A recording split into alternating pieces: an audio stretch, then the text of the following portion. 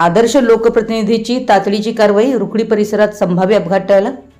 इचलकरंजी कोल्हापूर उड्डाणपूल मार्गावरील रुकडी परिसरातील पुलाजवळ दिशादर्शक डिजिटल लोखंडी बोर्ड अज्ञात वाहनाच्या धडकेमुळे वाकून रस्त्यावर पडल्यानं अपघाताचा धोका निर्माण झाला होता।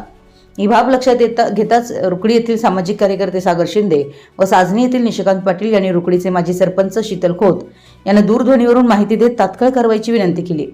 माहिती मिळताच शीतल खोत यांनी तात्काळ घटनास्थळी धाव घेत काही कार्यकर्त्यांना सोबत घेऊन रस्त्यावर पडलेला अवजड लोखंडी बोर्ड सुरक्षितपणे बाजूला करून सरळ करण्यात आला।